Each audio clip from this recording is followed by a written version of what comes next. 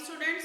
तो आज disorders of cardiovascular system जो हमने लास्ट लेक्चर में स्टार्ट किया था उसको हम कंटिन्यू करेंगे और होप सो कि आज ये लास्ट लेक्चर होगा हमारा कार्डियोवास्कुलर सिस्टम का।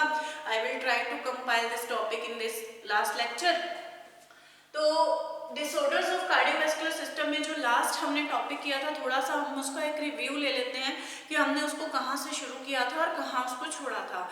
तो डिसऑर्डर्स ऑफ जो कार्डियोवास्कुलर सिस्टम थे उसमें मैंने इसको आप जो डिसऑर्डर्स कार्डियोवास्कुलर सिस्टम को मैंने 3 टर्म्स के अंदर या 3 क्लासेस में उसको क्लासिफाई किया था। Disorders related to the heart, disorders related to the blood vessels and disorders related to the blood pressure.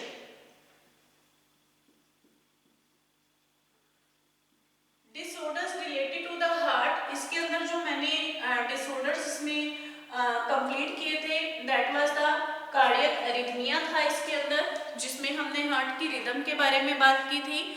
Cardiac failure था जिसमें हमने एक्यूट कार्डियक फेलियर और क्रोनिक कार्डियक फेलियर के बारे में बात की थी कि अगर हार्ट की जो मायोकार्डियल जो मसल्स होती हैं उनकी किसी रीजन से कॉन्ट्रैक्शन में प्रॉब्लम आ जाए तो उससे कार्डियक फेलियर हो सकता है। Angina pectoris, ischemic heart disease, stenosis of valve और इनकम्पिटेंस ऑफ वॉल्व या मायोकार्डियल इन्फार्क्शन, ये सारे डिजीज मैं आपको ऑलरेडी हार्ट के टॉपिक में क्लियर करवा चुकी हूँ। नेक्स्ट है जो हमारे पास disorders related to blood vessels. Blood vessel से रिलेटेड डिसऑर्डर्स कौन कौन से हैं? Disorders related to blood vessels, disorders of blood vessels।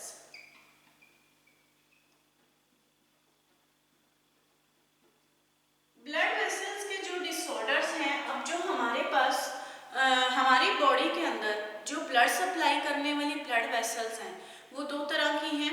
एक तो हमारे पास जो ऑक्सीजनेटेड ब्लड जो हमारी पूरी बॉडी के अंदर सर्कुलेट करती हैं, that is the arterial system, और एक जो हमारी पूरी बॉडी के अंदर डीऑक्सीजनेटेड ब्लड को कलेक्ट करके हार्ट के राइट एट्रियम तक लेकर जाती हैं, that is the venous system.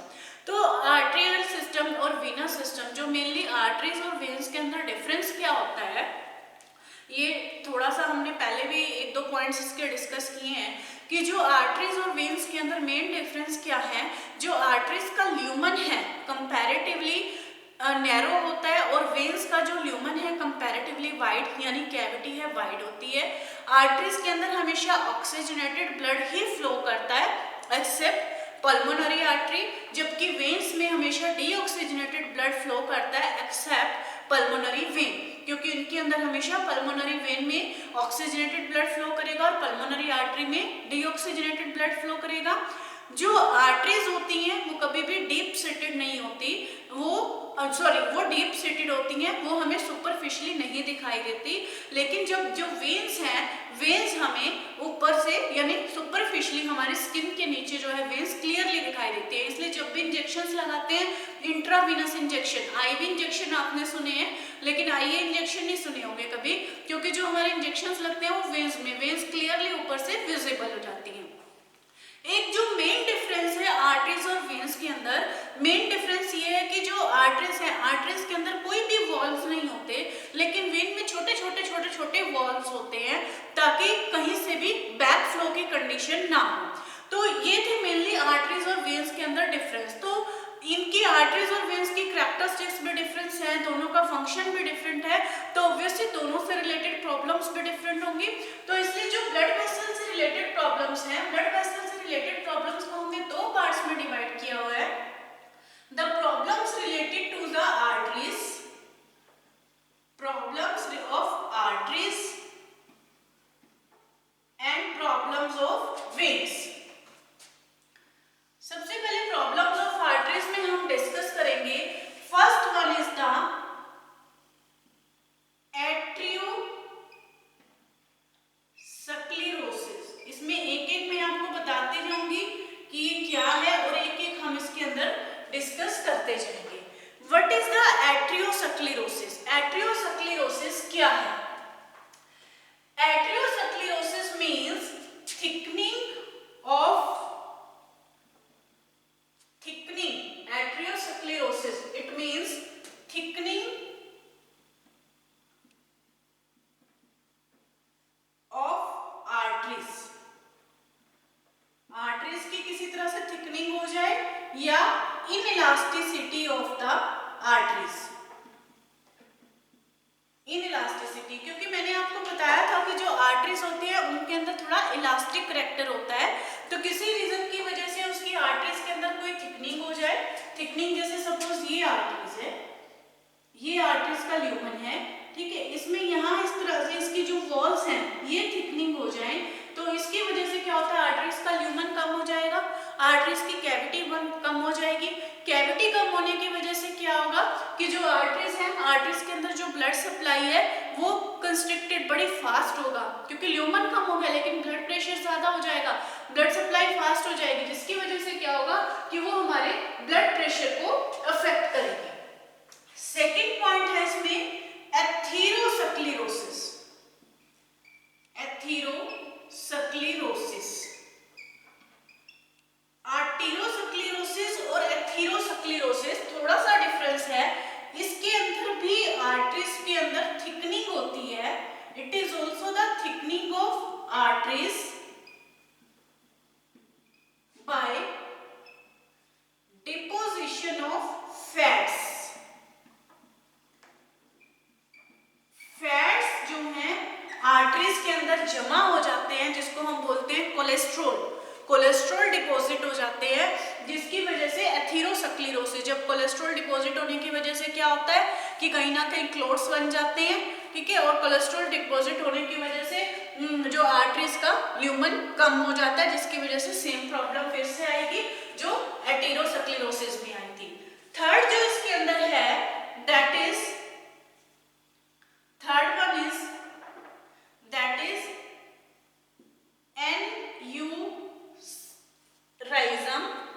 aneurysm, that is dilation of the arteries, dilation of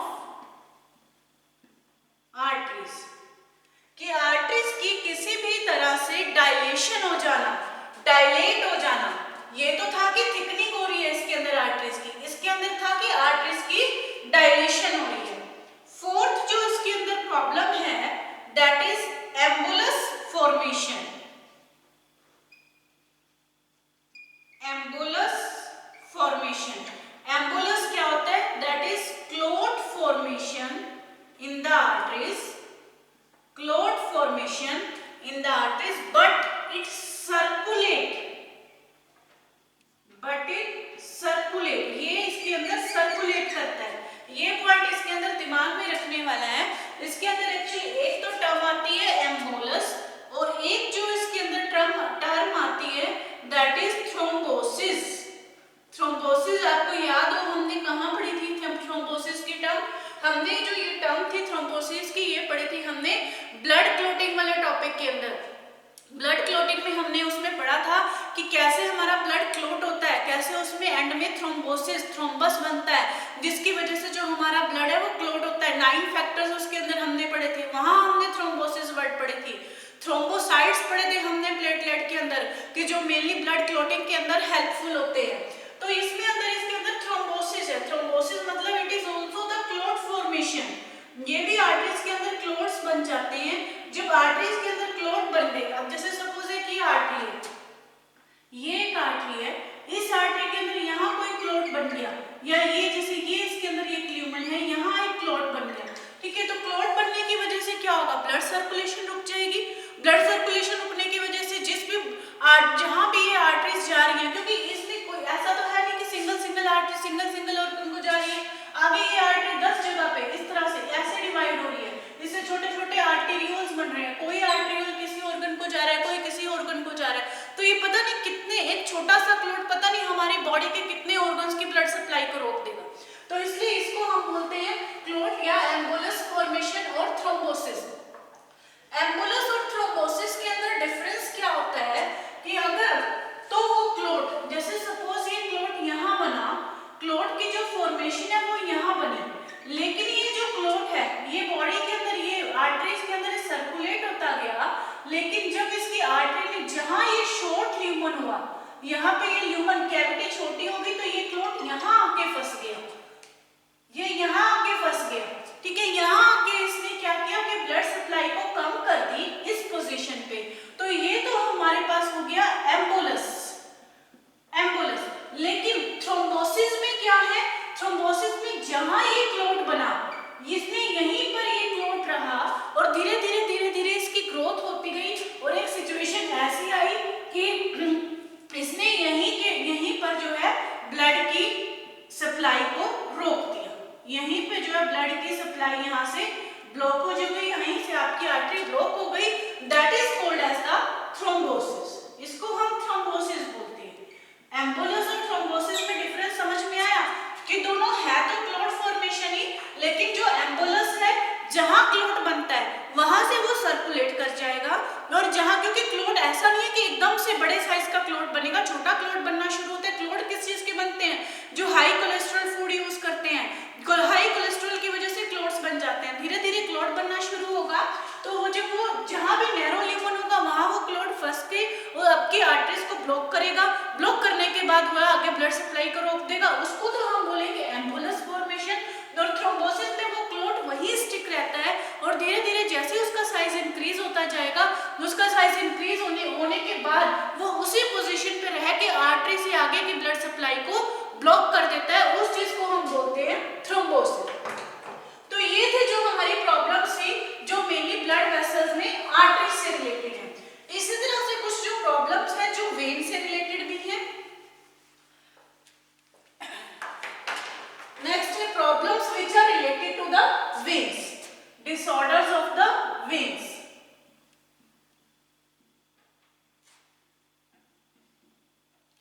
disorder of veins, first जो इसके अंदर डिसऑर्डर है दैट इज फ्लेबाइटिस। फ्लेबाइटिस, इसकी जो क्लासिफिकेशन है मैंने आपको 8th लेक्चर के अंदर पूरी कंप्लीट क्लासिफिकेशन इसके अंदर लिखवाई है, तो आप क्लासिफिकेशन पहले वहां से देखिए और फिर इसको समझिए, फिर इसका आपको जो है ऑर्डर क्लियरली समझ में आएगा कि इसमें हम क्या डिस्कस कर रहे हैं। तो पहले 8th लेक्चर को देखने के बाद ही आप 9th लेक्चर को देखिए। फ्लेबाइटिस, फ्लेबाइटिस में क्या होता है, that is the inflammation of the veins, that is inflammation of veins because of infection। किसी भी तरह से अगर कोई इंफेक्शन हो जाती है वेन्स में, तब उसके अंदर अगर इंफ्लेमेशन हो जाए तो इसको हम बोलते हैं phlebitis. Second is the venous thrombosis। venous thrombosis, अब थ्रोम्बोसिस वर्ड फिर से यहाँ आ गया, इसका मतलब क्लॉट फॉर्मेशन, कि वेन्स के अंदर अगर क्लॉट बन जाता है that is called as a venous thrombosis। Third one is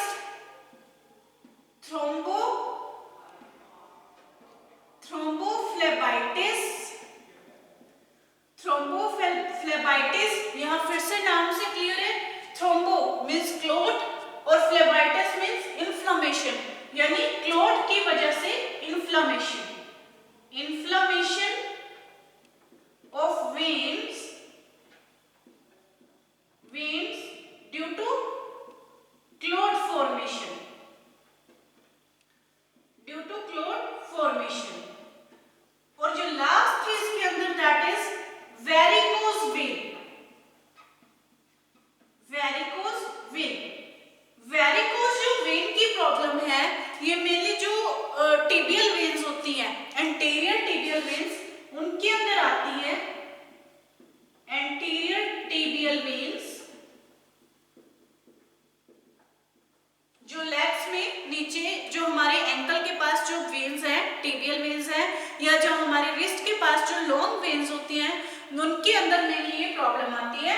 varicose when की प्रॉब्लम जैसे बहुत कॉमन प्रॉब्लम है वेरिकोज वेन की। इसमें क्या होता है कि कुछ वेन्स जैसे जैसे एज बढ़ती है, एल्डर एज में, आफ्टर द मतलब कि 25, 30, 35 के बाद, या जो लोग लॉन्ग टाइम के लिए खड़े रहते हैं या लॉन्ग टाइम के लिए उनकी वॉकिंग जो कोई जॉब है या वॉकिंग है, तो होता है कि जो वेन्स होती हैं, जो लॉन्ग टिबियल वेन्स हैं या हैंड्स की भी जो वेन्स होती हैं, एज के साथ ये वेन्स बड़ी सुपरफिशियली स्किन के ऊपर नजर आने लगती हैं, तो उस प्रॉब्लम को बोलते हैं वेरिकोज वेन। उसके नजर आने का रीजन क्या है वेरिकोज वेन का? कि जो वेन्स होती हैं, वेन्स के अंदर मैंने आपको बताया कि छोटे छोटे इसके अंदर वॉल्व्स होते हैं। वॉल्व्स की वजह से क्या होता है कि वेन्स में ये बैक फ्लो को रोकते हैं ताकि बैक फ्लो ना हो। तो वेरिकोज वेन के टाइम पे क्या होता है कि इन वेन्स की थोड़ी डायलेशन हो जाती है एज के आने के बाद। उसकी वजह से क्या होता है कि इनके वॉल्व्स काम करना बंद कर देंगे और वेन्स में जो है बैक फ्लो होना बंद हो जाता है। बैक फ्लो बंद होने की वजह से वहां वेन्स में अगर एक ही पोजीशन में सपोज आप ज्यादा टाइम तक खड़े रहेंगे, ऐसा कुछ है, तो उस केस में क्या होगा कि ब्लड सप्लाई, ब्लड प्रेशर बहुत ज्यादा हो जाएगा हमारी वेन्स के अंदर, जिसकी वजह से वो वेन्स के अंदर स्वेलिंग आ जाएगी और वो वेन्स जो है सुपरफिशियली नजर आने लगती हैं। तो उस प्रॉब्लम को हम बोलते हैं वेरिकोज वेन। बहुत कॉमन प्रॉब्लम है ये वेरिकोज वेन। तो ये एक बार सारे के सारे जो टॉपिक दोबारा से डिस्कस करें हम, disorders of blood vessels. Disorders of blood vessels में जो फर्स्ट प्रॉब्लम थी एथेरोस्क्लेरोसिस, जिसमें थिकनिंग ऑफ आर्टरीज है किसी भी रीजन की वजह से या इनइलास्टिसिटी। एथेरोस्क्लेरोसिस, एटेरो और एथेरो, सिर्फ डिफरेंस क्या है कि इसमें फैट्स की डिपोजिशन से थिकनिंग हो रही है। एन्यूराइज्म इसका जस्ट अपोजिट है, यहाँ डायलेशन हो रही है। एम्बोलस और थ्रोम्बोसिस दोनों में क्लॉट की फॉर्मेशन होती है, लेकिन एम्बोलस में जो क्लॉट बनता है वो क्लॉट एक जगह से दूसरी जगह पे सर्कुलेट कर जाता है, लेकिन जो थ्रोम्बोसिस है, थ्रोम्बोसिस के अंदर जो क्लॉट बनता है वो क्लॉट उसी जगह पर रहकर आर्टरीज को ब्लॉक करके आगे ब्लड सप्लाई को रोक देगा। Next is the disorders of veins. Veins के डिसऑर्डर्स में फर्स्ट प्रॉब्लम है फ्लेबाइटिस, जिसमें वेन्स की इन्फ्लेमेशन हो जाएगी due to the infection. Second is vein thrombosis, vein thrombosis जिसमें क्लॉट फॉर्मेशन होती है। थ्रोम्बोफ्लेबाइटिस जिसमें क्लॉट की वजह से वेन्स के अंदर इन्फ्लेमेशन हो जाए। और वेरिकोज वेन, जब वेन्स जो है सुपरफिशियली नजर आने लगती है, that is called as the varicose vein. मेरे ख्याल से ये टॉपिक आपको क्लियर हो गया होगा। तो लास्ट जो इसका टॉपिक है वो क्लियर करते हैं, that is the problems related to the blood pressure. इसको मैं ब्लड प्रेशर के टॉपिक में ऑलरेडी कवर भी करवा चुकी हूँ, एक बार यहाँ फिर से डिस्कस करते हैं। Problems related to the blood pressure, problems of blood pressure.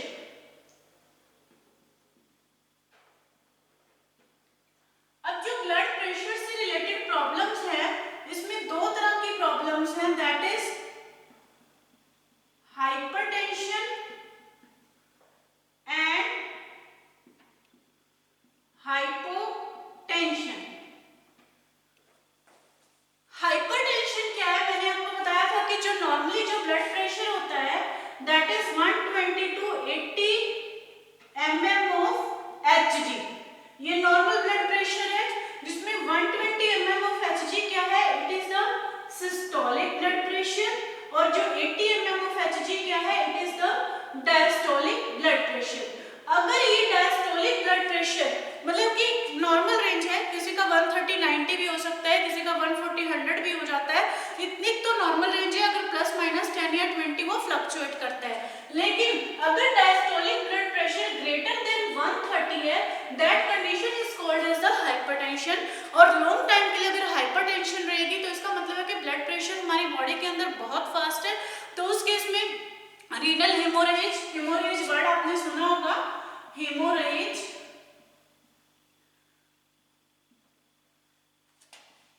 Haemorrhage HAEMORRHGE। Haemorrhage मतलब कि कोई भी हमारी ब्लड की वेसल फट जाना, ब्लड सप्लाई, जैसे हम बोलते हैं ना उसका ब्रेन हेमरेज हो गया, ब्रेन हेमरेज हो गया। ब्रेन हेमरेज मतलब कि ब्रेन की नसें फट जाना, या रीनल हेमरेज किडनीज के अंदर किडनी की जो है नसें फट जाना, या रेटिनल हेमरेज, कोई भी रीजन हो सकता है, जो मतलब एक क्रोनिक कंडीशन हो जाती है अगर हाइपरटेंशन लॉन्ग टाइम तक परसिस्ट करता है। इसी तरह से जो हाइपोटेंशन है, हाइपोटेंशन अगर हमारा ब्लड प्रेशर कम हो, नॉर्मल रेंज से कम हो, तो उसको हाइपोटेंशन कहते हैं। इसके अंदर ब्लड की सप्लाई कम हो जाएगी। हाइपोटेंशन की कंडीशन कब होगी?